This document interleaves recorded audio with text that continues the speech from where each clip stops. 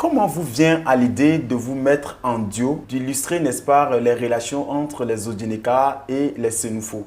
Là, l'idée n'est pas aussi nouvelle que ça. Parce que là, moi, depuis quand j'étais à l'école, j'avais déjà l'amour de la comédie. Et j'avais déjà esquissé ça un peu. Mais ça, peut-être, j'attendais quelqu'un avec qui travailler en duo. Voilà. Et heureusement, ce petit-là, lui, il était déjà dans des groupes à Yopougon. Mais quand il a déménagé, on a déménagé dans le même quartier. Donc, je l'ai connu et puis à travers ça, je lui ai fait en même temps la proposition pour dire que franchement, je voulais me mettre en duo avec quelqu'un.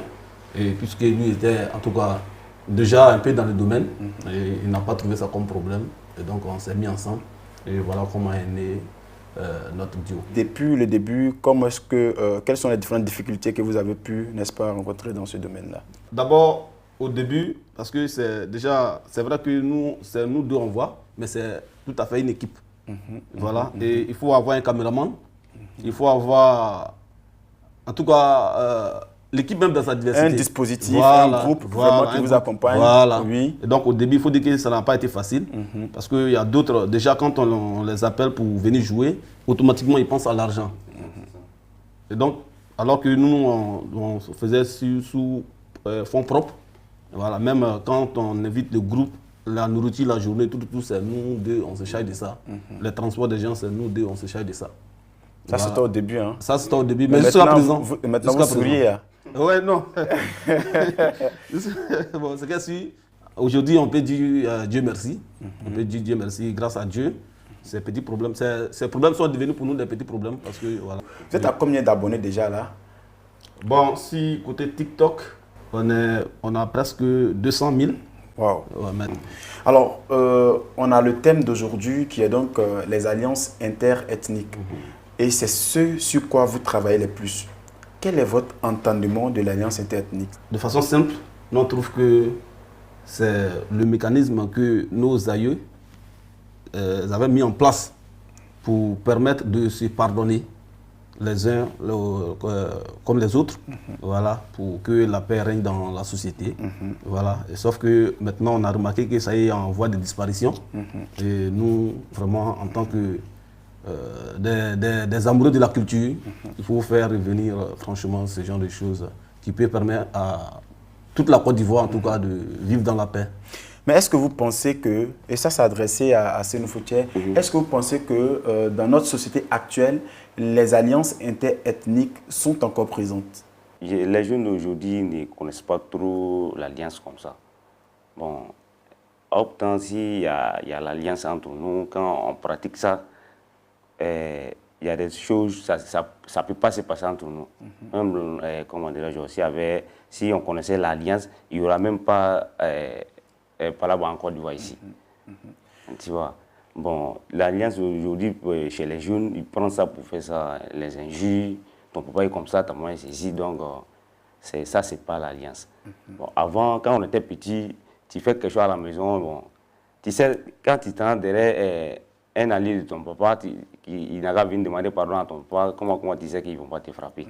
Voilà, donc avant aussi, on prenait, comment dirais-je aussi, il y a pas là entre femme et puis son mari, tu vas aller derrière un allié pour venir demander pardon. C'est ce qu'on voit également dans vos différents sketchs. Vous discutez, vous êtes souvent très engagé dans la discussion, mais jamais vous ne vous portez main. Jamais. Et ça aboutit toujours à l'attente. Cet aspect de tolérance qui est véhiculé là, comment vous trouvez cela? Comme il le disait tout de suite là, moi je me rappelle encore quand j'étais petit, mon papa comme ça, parce que nous on est connus. Donc mon papa, quand il y avait un problème comme ça entre nous, si tu sais que, comme tu sais que ça là, ça ne peut pas aller, même, souvent même tu peux appeler l'imam même pour venir demander pardon, il ne va pas accepter. Mais quand tu appelles un Traoré pour venir demander là, il va accepter. Traoré même ne vient pas demander pardon, il dit bon, si tu es garçon, il faut le toucher. Et puis il le laisse, il nous laisse comme ça.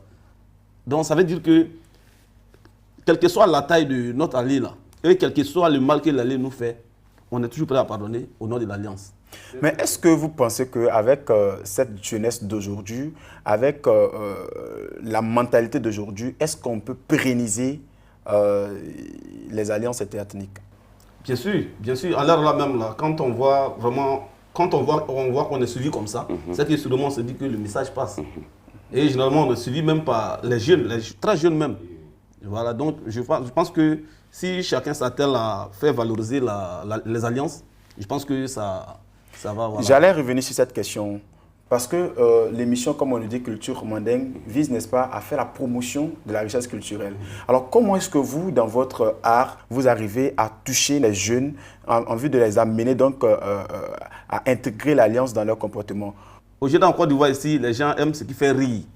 Quand on colle ça à quelque chose à une valeur, automatiquement, ça devient comme un message, en tout cas, qui en même temps est gravé dans la personne qui écoute. Alors, Seynfou Thier, sur la scène, il paraît que vous êtes les seuls parce qu'on ne voit pas assez d'humoristes qui parlent, n'est-ce pas, de ce thème-là. Alors, comment vous faites pour pérenniser cela? Est-ce que vous avez une école de formation? Est-ce que vous avez des jeunes que vous encadrez pour que, en réalité, le style d'humour que vous avez puisse rester aussi longtemps pour nous? Bon, comme on est dedans un peu, nous, on était déjà formés chez Korabou. Bon, et puis, les sketchs qu'on fait, bon, ils vont comprendre un peu. Bon, les jeunes ils vont s'adapter, en fait. Mais vous n'avez pas de culture, vous n'avez pas de trucs qui pouvaient les cadrer et autres? Oui. Ça fait partie de nos projets. Voilà, on a pour ambition, en tout cas, de mettre quelque chose en place qui peut nous permettre de pouvoir encadrer d'autres personnes. Voilà, pour en tout cas faire valoriser ou faire continuer la chose. Voilà, et ça est dans nos projets. Et les Odjeneka et les Seynfo, qu'est-ce qui fait la profondeur de les liens et qui les amène aujourd'hui à être des alliés? C'est-à-dire, quoi de spécifique entre vos deux peuples? Voilà, ce qu'il y a de spécifique entre nos deux peuples, c'est que les Seynfo sont les esclaves des Odjeneka. Non, faut quitter là-bas. Ils ne sont pas sérieux, ceux-là. Non, mais ça a toujours été comme ça. Sérieux. Ça a toujours été comme ça. En fait, c'est eux qui étaient à Odjené. Mais quand on est venu, puisque ce sont nos esclaves, dès qu'ils nous ont vus, on leur a dit, hé, les enfants, allez-y derrière là-bas. En ce moment, Kourobo était derrière là-bas. Donc on leur a dit, les enfants, allez-y derrière là-bas. C'est le contraire que tu es en train de dire. Mais oui, vas-y, défends-toi. C'est le contraire. Donc, toujours quand tu es là, vous êtes là à manger comme ça. Vous êtes là à manger entre vous. Le dernier là qui mange, c'est pas petit frère. Petit frère. Donc quand ils sont venus, on a laissé place à eux. Ils ont eu peur. Qui a eu peur? En tout cas, on prend plaisir à animer, n'est-ce pas, cette séquence d'échange qui donc est très bénéfique pour nos téléspectateurs. Et c'est le moment d'une autre rubrique aussi intéressante qui donc permettra sans doute à toutes les personnes qui nous suivent de prendre des enseignements, notamment des accessoires qui leur concernent. Et c'est ce que nous leur offrons à chaque numéro lorsque nous nous retrouvons ici. Et c'est dans Massiri.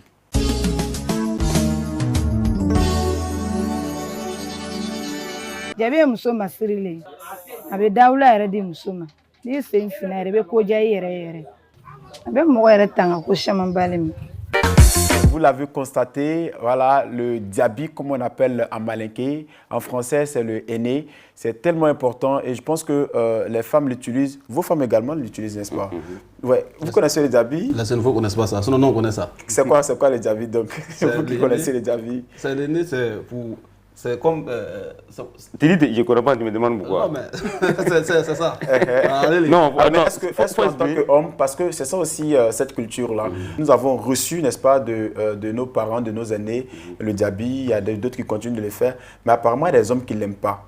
Est-ce que vous, avec vos femmes, est-ce qu'elles le font? Est-ce que vous les appréciez?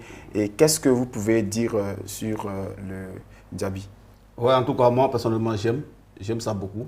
Mais j'aime pas comme pour les Seynfo là, parce qu'il y a un voisin Seynfo là-bas là. Sa femme, il a demandé à sa femme de faire ça là. J'ai dit, même tête les hommes est né dessus. Même tête, quand tu regardes partout le corps. Tu n'as pas honte, tu es assis devant le monsieur t'entraîner. Il y a également des hommes qui l'utilisent, parce que c'est pas seulement que les femmes, il y a des hommes qui l'utilisent. Il passe sur les babes là. Oui, bien sûr, sur les babes. Et maintenant, ce que je veux savoir, dans les mariages, le plus souvent, on a le diaby qui est utilisé et ça et là.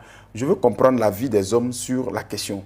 Lui, il en a parlé et vous... Bon, au fait, moi, quand je vois ma femme mettre diaby, moi, ça me plaît. Donc, ça la rend belle encore. Donc, on dit ça séduit. Est-ce que c'est vrai? On dit le diaby séduit. Oui, mais c'est vrai, oui, c'est séduisant. Hein? Même avant-hier, ma femme voulait aller, comment dirais-je, dans l'aide baptême là. Il est là quand même, j'avais dit que ça fait 3 minutes. Il dit, tiens, il faut aller mettre Djabi. C'est une faux. Donc, c'est très important. Et puis, quand les femmes là font, là, c'est bien. Alors, on va revenir encore dans notre thème. Il y a un point qui donc relève vraiment l'inquiétude en matière de relations interethniques, ou du moins d'alliances interethniques. On nous dit que les alliés ne peuvent pas se marier. C'est le plus souvent dit. Dire que les alliés ne peuvent pas se marier, c'est trop dit. Les alliés peuvent se marier, mais il y a des conditions à remplir. Parce que dans notre tradition, dans la tradition africaine, un allié ne doit pas pleurer chez toi. Et donc, si tu sais que tu peux prendre ton allié et que tu sais que tu peux assurer qu'elle ne pleure pas chez toi, tu la maries sans problème. Parce que si elle pleure chez toi, c'est la malédiction comme ça qui est en train de pleuvoir. Alors donc, ce qui veut dire que lorsque tu décides d'épouser ton allié, il faut faire tout pour la rendre heureuse. Voilà. Ah oui. Voilà. Alors là... Donc, pour éviter tout ça, donc on dit... oui, mais ça pose pas de problème. Mais quand tu aimes l'élément, comment voilà.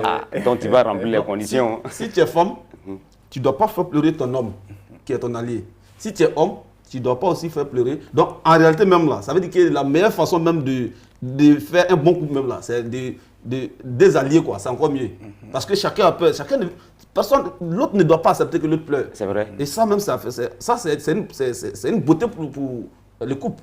Voilà. Donc, dire que les deux alliés ne se marient pas, non. C'est le contraire, même, les deux alliés doivent se marier même. Mais vous devez respecter les conditions là. Tu ne dois pas faire pleurer ton Mais conjoint. pour éviter, donc c'est pourquoi on dit non, des alliés. Tu vois, tellement il ne peut pas laisser. Toi, tu ne peux pas respecter ça. Est-ce que toi, tu peux respecter ça? Ok, on va arriver. Nos téléspectateurs nous suivent et ils sont donc impatients de déguster, n'est-ce pas, le reste du programme que nous avons à leur proposer. Et comme on le disait tantôt, nous sommes à la fin de cette émission.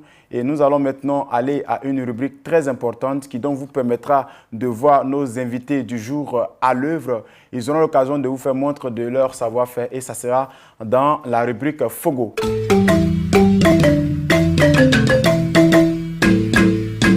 Donc, Fona, tu dis que tu as une bonne nouvelle pour me donner là. Oui. Toi, tu as une bonne nouvelle pour moi. Ah. Très très bonne nouvelle même. Ok, je t'écoute alors. Ojenka, vraiment, tout le monde disait que tu es méchant. Voilà, tout le monde disait que non, ton Ojenka là, il est méchant, il est mauvais. Donc, toi-même, tu disais que moi, je suis méchant. Non, souvent, moi aussi, souvent, c'était comme ça, j'ai douté de toi-même. Même hier, quand il y a même le gourou là. Et non, ton Ojenka, il est trop méchant. Mais tu as changé. Voilà, tu as changé. Wazibili, Ojenka, tu as changé. Moi, je n'ai jamais été méchant même. Ojenka, tu as changé. Ce sont les mauvaises personnes. C'est vrai. Dieu même a dit, si quelqu'un est mauvais là, avant il y en a quoi, tu es mauvais. Avec deux douya là. Ça c'est vrai. Tu as vu? Si quelqu'un est gentil aussi, il va faire, il va doit faire quoi? Il gagne. Avec deux frères, il manque. Avec deux frères, il manque. Voilà. Ça c'est vrai. Quand quelqu'un est bon là, il faut le dire, tu es gentil. Sa gentillesse là, il va augmenter toujours. Ah, c'est une fois aujourd'hui là. Depuis je te connais là. C'est aujourd'hui tu as dit bonne parole. Il est comment préparer Fouidaro, je suis en premier dit. Il a donné quoi de comment faut y faire. Eh, Kounou, nous te comment faut y faire? Wazipili, nous sommes là Kounou. Nous sommes là où il y a une 24 secondes. Moi, mon rêve là, quand je rêve seulement, ça se réalise. Toi, tu as rêvé à moi hier? Oui. Je suis venu derrière toi dans un rêve là. J'avais besoin de 2000. Non, il faut qu'on voit un gars. Il veut 2000 dons faire. Il faut me donner 2000 crédits. Il gagnait flèche. Tu as regardé mon visage comme ça. Tu dis, Dofoyon. Ah, mais non, tu es mon ami, non? Donc, tu t'as mis, il t'a dit voilà quoi. Tu as pris ta main pour mettre dans ta poche, il a 3500 la beauté. Il a donc fait. Tu m'as donné 3500, tu dis, donc il faut partir. Moi, mon rêve là, quand il fait net, c'est propre. Avec quelqu'un. On connaît quelqu'un qu'on y. Je comprends bien. Donc, dans le rêve, tu m'as vu que je suis très gentil. Très très gentil même. Ah, mais c'est comme ça, moi c'est comme ça. Mais il t'a donné les 3500 là, non? Ok. Ah, donc tu prends ça, c'est pour toi. Tu n'as pas besoin de dire ça. Et quoi tu dis? Comment on va avoir toi, dis-moi? Tu m'as donné?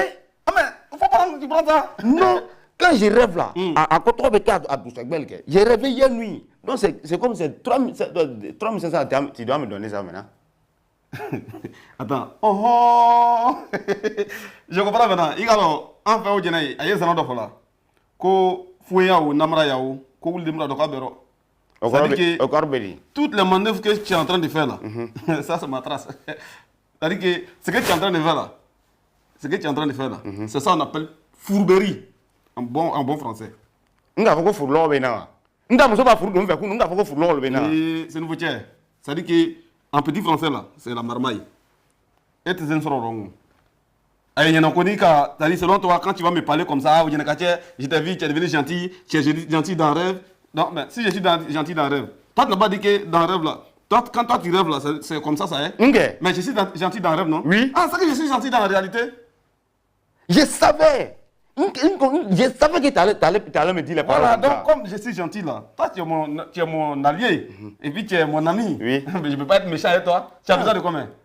2000 francs. Okay. Ah, c'est ça, je dis là. Si moi, je ne te donne pas de l'argent, je donne l'argent à qui? Hein? Ah, tu as coupé mon cœur. Non, c'est ça. Si moi, je ne te donne pas de l'argent, je vais donner de l'argent à qui? Koyaracha ou bien Yacouba Tchakwa. Toi, tu es plus proche de moi. Okay. Mais le problème, c'est qu'aujourd'hui, là, je n'ai pas d'argent. C'est ça seulement qui est le problème. C'est pourquoi, matin, quand je me suis levé là, j'ai consulté mon daison là. Hein? Il n'y a plus courant comme ça. Parler, donner à daison m'a retourné. Je savais que tu n'allais pas tomber dedans. Hein? Comment tu peux refuser ton allié te demande quelque chose, tu refuses ça? Si je n'ai pas de l'argent, tu veux que je me transforme en argent? Tu n'as pas l'argent comment? Hein? Moi, tu peux t'en dire. Il t'a logué dans son avoir donc fait. Attends. De toute façon, que tu n'as pas de l'argent là-haut. Qu'est-ce qui prouve que moi je n'ai pas d'argent comme ça? Mais t'es marma, il t'a connu il va bien. C'est moi qui fais marma pour avoir l'argent. C'est que toi aussi tu peux faire marma pour avoir l'argent. C'est ça que je voulais faire là. C'est marma là tu voulais faire là non? Il Okay. n'y a pas de problème. Derrière village, il y a village. Il y a d'autres cas,